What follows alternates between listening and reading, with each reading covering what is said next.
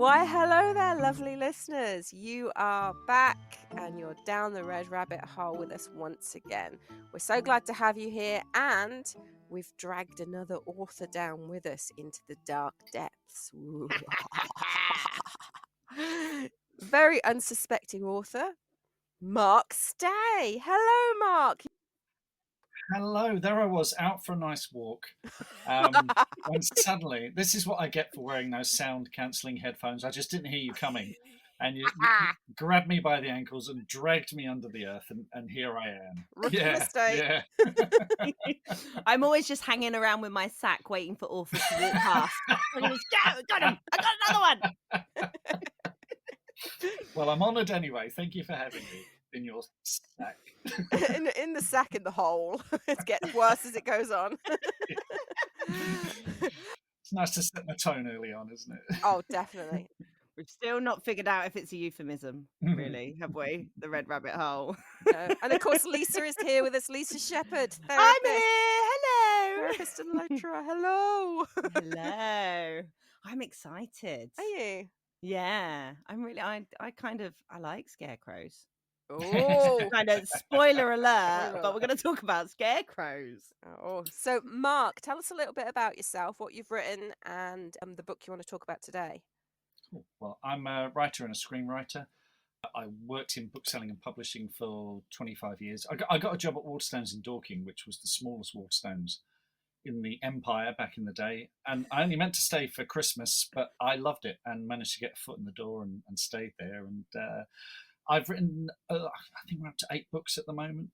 And I've written a couple of movies, a film about 10 years ago called Robot Overlords, which stars Ben Kingsley and Gillian Anderson. And while we were in post-production, they were saying, we could do T-shirts, we could do a book. I said, I'll do the book. Please let me do the book. So that was my first book.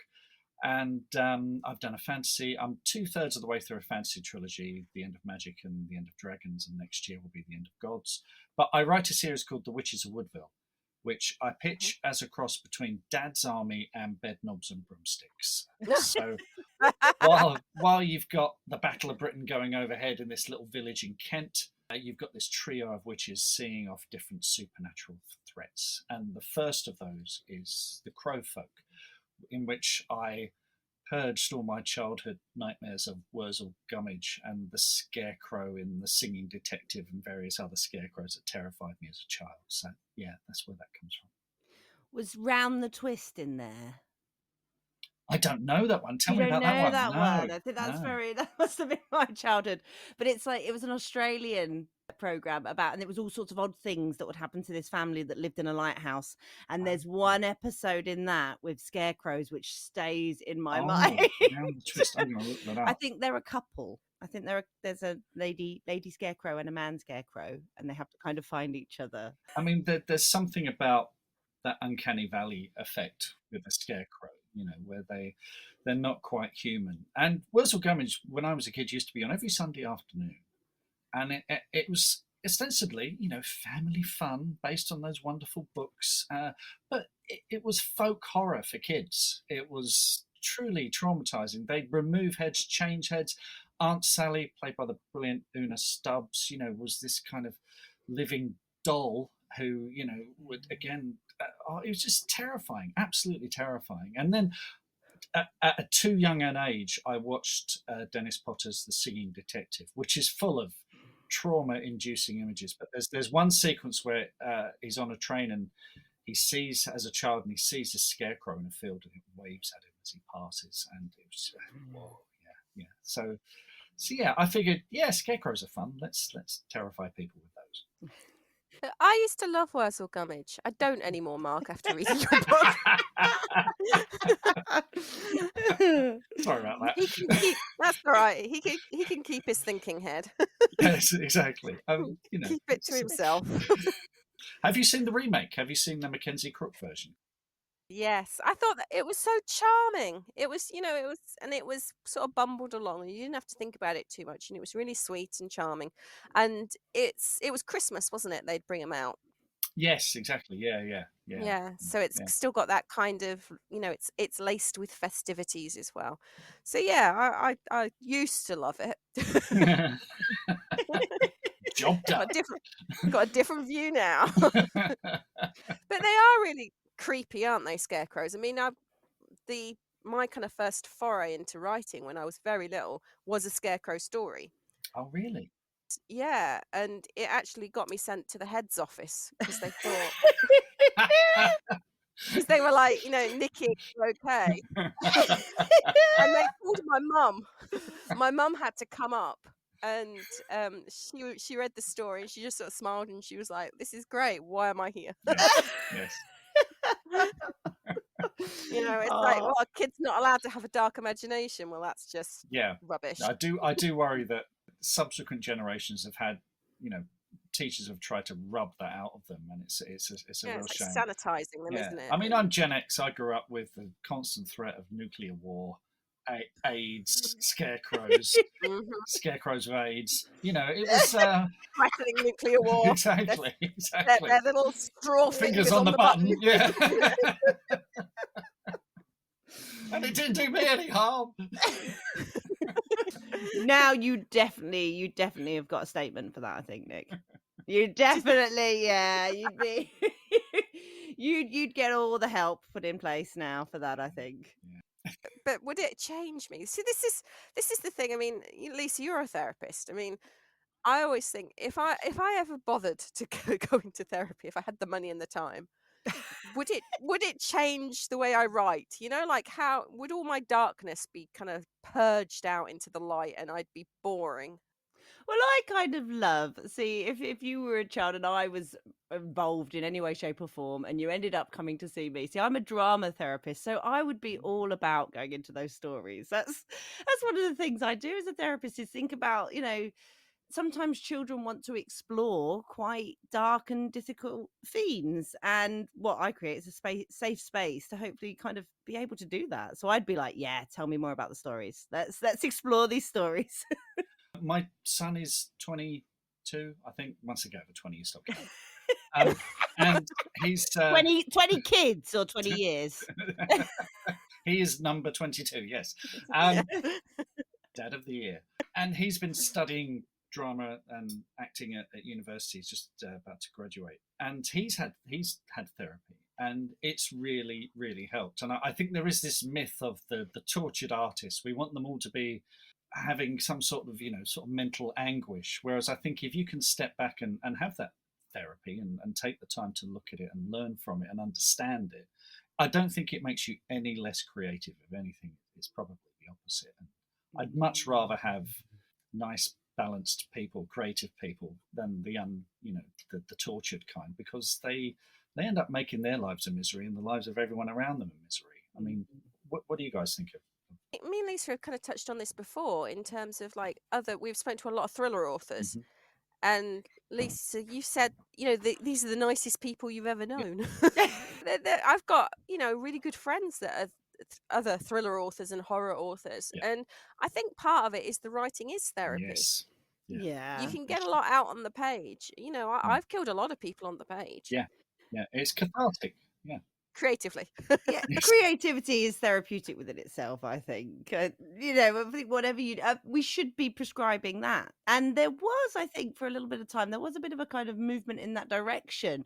But, instead of walking away with the prescription, walk away with a sketchbook and some journal prompts. And I do think there's been a bit of a rise in all of that within the last few years. Yeah, I mean, look what happened in lockdown when there were certain people who couldn't go to work. So what did they do?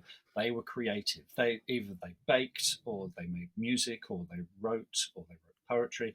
They did the thing that was a balm to their soul. That says a lot, I think. If we give people the time to do that and explore that, then the world will be a better place. There, we've solved not even 10 minutes. We've found world peace. Hey, what a podcast. Yeah. Job's done. Thanks for listening, folks. Tune in next week. We've also created the problem of the scarecrow with its finger on the button. With what's happening in America, I think we need to kind of. But it wouldn't be able to hit the button because it's got like a sack hand, so it'd just be kind of like going round trying to hit it, but the hand would just be flapping. He'll have his crow familiar Yes. fly in and peck it. See, I was reading the book on holiday in deepest, darkest Suffolk. So everywhere I was looking, there were fields, yeah. and we were deep in the Yeah. like one of those glamping places, but no light. Well, the books were sort of inspired by moving out here because I live in North Kent. I'd previously lived in Surrey and it's quite suburban, and then we moved out here to the middle of nowhere. My wife is a gardener, and she wanted a slightly bigger garden. And unless you're a hedge fund manager or a Russian oligarch, that's not going to happen in Surrey. So we got friends out in Kent, and they said, "Yeah, move out to Kent." And we found a lovely place in the middle of nowhere. It took me 5 years to sort the broadband out, but it did inspire me because I've been looking for years. For years, I'm a reader of the Fortean Times, and I love it when strange things happen and they can't be explained. I wanted to have a kind of a British Buffy the Vampire Slayer set in a town where strange things happened. And originally, it was the idea. It was a journalist in a local paper who figured these things out, but I couldn't get it to work. I think because it was contemporary, set in the modern day, and it was my TV agent who said, because it was a TV project in the book, then a TV project, and I couldn't quite figure out what it was. And he said, "Why don't you set it during the war? Then maybe we could sell it to the Americans." And and once I did that, it all clicked into place. But it became a book rather than TV, and it became very, very English, and too English to sell to the Americans, ironically. So it became about jam roly-polies and scarecrows and rationing and Dad's Army and all that kind of stuff. And the village is, like, say, it's inspired by the location. So it's like Woodville doesn't exist. It's a greatest hits of Kent villages, sort of all rolled into one. So bits of Chilham in there and Pluckley and places like that, so that I could create my little place and have fun with it. But I go for walks around here, and there's still pillboxes and remnants of airfields and stuff like that. So that time still resonates around here as well. Was that a rabbit hole you went down? Did you go on a little tour of all the little Kent villages and think, "Oh, yeah, that's a great street to have a crowd of scarecrows rumbling down"? Yeah, kind of. Yeah. Well, my wife is, as well as being a gardener, she's also a bell ringer, and bell ringing features in the book. Yeah. So she gets to go to all these different villages where there's a church and go bell ringing. And we were on holiday, and she was reading. I think I can say this now. She was reading an Agatha Raisin book, and it had some bell ringing in it, and it was terrible. It was all wrong. She hates it when films, TV, books get bell ringing wrong. And I remember joking. I said, "I'll write a book and I'll make the bell ringers the heroes." And I think she took me. She was like, "Yes, you are. You are going to do that." So I put bell ringing into this, and she was my bell ringing consultant. So I gave her all the bell ringing bits, and she went through it with a red pen, going, "No, wrong." So it is the most, even with the magic, it is the most accurate book on bell ringing you're going to read. It crops up on little Facebook groups where people go, "Hey, someone's actually got this right." So that is one of my proudest achievements with the Crow Folk as well, is magical bell ringing, aggressive magical bell ringing. Well, that's not just a rabbit hole. That's like some sort of rabbit overlord keeping you in line and saying, "No, you will get this right." Yep, I know my place. Happy wife, happy Exactly, life. yep. How far into the series are you, did you say? I've just edited the 5th book, which is coming in March. So you've got the Crow Folk, Babes in the Wood, the Ghost of Ivy Barn, the Holly King, and then next March 2025, is the Corn Bride, which sort of brings it full circle because the Corn Bride is like a corn dolly. So there's that scarecrow element to it again. So yeah, lots of creepy straw people. So yeah, it's each one is its own little adventure. You could start with the second or the third one if you wanted, but the characters grow and evolve as the series goes on. So, which was a deliberate choice. It's that kind of TV thing of finding an endless well and just coming back to it and having fun with different occult stories and myths and legends each time. So yes, and the second one we've got kinder transport children sort of fleeing Nazi Germany, and there's a murder mystery element to that. The Ghost of Ivy Barn, the ghost is a Polish hurricane pilot who doesn't realise he's dead yet, and it ends with a big dogfight with our witch flying with Spitfires and Messerschmitts and all that kind of fun. And then the Holly King is the Christmas special, if you like. So Holly King is the ancient guardian of the wood, and he's come back after millennia of being away, and he's really not happy what we've done with the wood while he's been away, so he decides to ruin Christmas for everyone. And like I say, the Corn Bride sort of brings it full circle again. So yeah, they've been so much fun to write and get to know this big ensemble of characters, villagers. It's its own little. It's almost like a little soap opera as well. Sort of ongoing relationships, and it's my happy place because I write. When you write screenplays, you're very much in service of the production. You're working for them, and that's great, and I love that. But these books are, they're all mine. It's my little fiefdom, and it's where I return to again and again. I love it. Well, with the way you write, Mark, though, it's very people. We've had this kind of discussion before. How some people when they read, they kind of see what's going on in their heads, and some people don't. I'm very much I see what's going on in my head, and I can very much see all these books on screen. Right. So, is it something that you're pitching, or something you can't talk about that you're pitching, or tell me you're pitching? It is with an acquisitions board of a big film company at the moment, but I've worked in publishing and film long enough to know that would probably come to nothing. No. The thing is, it's period, which is expensive. Any TV is in history is immediately you have to double the budget because of the clothes, and you have to dress every set. It's magic, which means lots of VFX, which is expensive, and people aren't looking for that at the moment. This is why certainly broadcast TV is full of detective shows set in a seaside town because it's cheap. And people enjoy that. They love a mystery, and it's cheap to do. It's pretty straightforward. Whereas this is expensive, and also again, the Yanks aren't interested in it. So because they're not even in the war yet. So it's difficult to sell to the Americans. So I've shot myself in the foot there. But in a way, I sort of don't care. It does sound like you've got your next series though in the bag, The Seaside Detective. Well, the thing is, I live not too far from Whitstable, and Julie Wasmer, bless her, who I love and adore, has got that sewn up. So she's got the Whitstable Pearl mystery. So yeah, I'm not honing in on Julie's territory. She's just send the boys around to sort me out. Yeah, but you got all those scarecrows to protect you. I think you're covered. No one's getting past them unless they got some lighter fuel. Exactly. Did you find the wartime setting influenced who your heroes could be? Because, of course, there wouldn't be any young men. And I'm not saying that our heroes should always be young men, but there's often our heroes are young men in many, many things. So I'm wondering how that influenced your choice of... That is a really good question, because the original idea, which was a contemporary idea, the hero was a young woman, but there was something about it that didn't quite click. And I think by putting it in that wartime setting, it was a time where young women came into all women came into their own. Suddenly all the men were away, and they were, doing the post, they were delivering the milk, they were on farms, they were working in factories. So it seemed like that definitely influenced how Faye Bright, my main character, was created. And of course, then you have to start thinking of excuses for why the men are still around. The men that she encounters. So they're either too old, or so you find reasons for that. So yeah, that was that was definitely an influence on that. And I started out. My wife and I ran our own theatre company, so I would write parts for Claire. And Claire was very good at going, no, I'm not saying that. No, a woman wouldn't do that. No. So I learned very quickly how to write sort of female characters that felt realistic, And funnily enough, here's a tip, folks. They're human beings like the rest of us. big, no, we're not. Big, steep learning curve.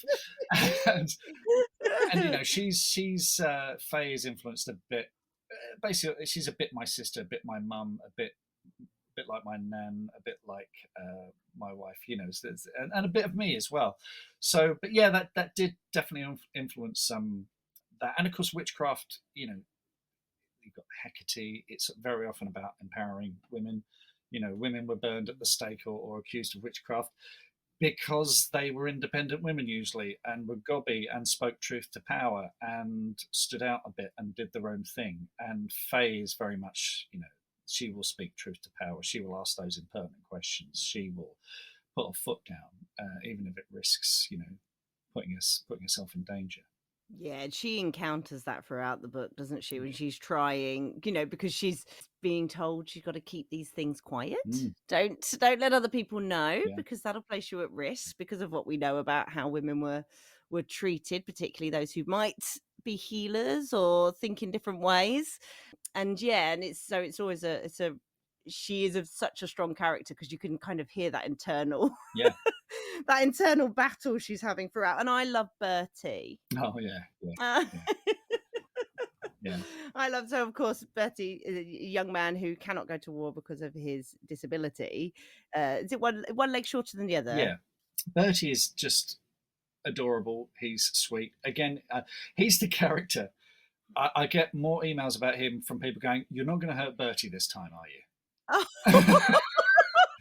Which I just think, well, I am now. Yeah, the unleashed screenwriter going, I don't have to follow any of your ideas. This is my world. So yeah, I love to torture poor Bertie. I always push him. I was at a convention recently. I'm signing books, and someone came up and said, "You're not horrible to your characters. Do the good guys win?"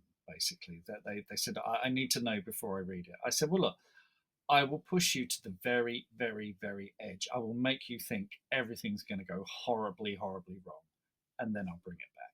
Because that's what I think. For me, that's what I enjoy in a story. I love that moment in Toy Story 3 when they're all shifting towards the furnace and they will reach out with their hands. That for me is the high mark of storytelling. I'm like, yeah, I want to get to that. I want to make people think this is it. And then deliver, a happy-ish ending. So just to double check there, I heard a trauma response from Lisa when you mentioned Toy Story 3 in the furnace. Are you okay, Lisa? Yeah. Thanks for checking in. Sorry, that triggered something. I suspect so. I heard her go. Yeah. But it is that moment, and without any spoilers, I know exactly the moment you mean in the Crowfolk when that is happening. And my children were going, "Mum, come and play, come and be in the sun in Suffolk on a part of our holiday." And I went, "No, I have to finish this." Oh, that is the greatest compliment I could get. Thank you. Poor parenting. Yeah. Job done. Ignoring my children to finish the book I'm reading. Yeah. Put that on the cover for the next one. That's my pull quote.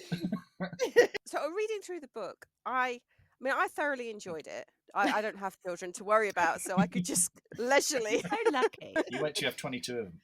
So in terms of kind of when you were planning out, being an author myself, I'm always kind of fascinated. I haven't really had many in the way of series, but when you kind of plot out a series, have you plotted out more than kind of the 5 books, or has it just been a kind of case of, you're kind of pantsing it, so to speak, that you're thinking, okay, I can do another one of this, or another idea hits you and you think, okay, that'll work. I'm very much pantsing it. And what I've got an idea of how it ends, but it ends a long, long way from. I kind of have an idea of what the final scene could be, but I'm not worrying too much about that. I think the way I've written these books is I have an idea of where Faye ends up, how the story will end, and then I go back and start with the opposite of that, and then try and get to there. And I used to be a big planner, but I've loved sort of pantsing these, and with each one, there's something that happens in one book that will influence something that happens in the next book. And usually, I've been lucky enough that I'm editing the next. I'm writing the next book while I'm editing the one before, so I can drop in a couple of hints or drop in some names or something. So it makes me look clever. It makes me look like I've planned it. I do that thing of, I will look back at the previous book and go, okay, is there anything in there that I can build on, that I can develop? What little nuggets have I left in there that I can take onto the next book and develop? So it has that kind of continuity, but I've not really planned it. I think it would just take the joy out of writing it. I like to be as surprised and delighted by what happens as the reader is. I mean, the thing is, screenwriting, you tend to have to plot stuff out because you're working with a director and producers and other collaborators where you all need to be singing from the same hymn sheet. So you tend to do quite a detailed story plan beforehand, and then go away and write that. Whereas with these, I've got a good enough sense of structure now in that I know sort of when things need to happen, and I just try and keep every chapter a delight and a surprise, and keep the story motoring along. So that's again been the big joy of these books as well. I think as well with characters, it's you've gotten to know your characters really well throughout. Yes, And at some point that, if you've like planned something to happen, 3 books down the line, then you might get to that 3rd book and be like, they'd never do this. exactly. They change and evolve, and you discover things about. In the 5th book, I'm thinking, oh, maybe they did have this thing in their past. Maybe that I could just slip that in now. Whereas if I'd pre-planned it and maybe spoke about it and dropped hints about it, then it kind of backs you into paints you into a corner, So I like to have that freedom to sort of to play with that. Of course, it gets more and more difficult as you go along, because there is this built-up mythology around it that readers get to know, and they know it better than you do in many cases as well. It's we're talking here about the first book, which was published in 2021, and I wrote through 2019, 2020. So that's a long time ago. I can barely remember what I had for breakfast this morning. What did you have, Mark? Oh, fruit and nut. There we go. Fruit and nut chocolate. Fruit and fiber. Fruit and fiber. Fruit and fiber. Oh no. Oh, fruit and nuts. No wonder you want to forget that. When you got to your 50s, you got to have your fiber. No, you don't. Well, on this podcast, we're a little bit about kind of true crime, and thinking about maybe some of the true crimes, and I'm going to put that in inverted commas for this one because it's not quite a true crime. But I didn't know if you knew how close your Scarecrows were to actual warfare in World War II, which I'd like to tell you about, but we're out of time. What? No. Yeah.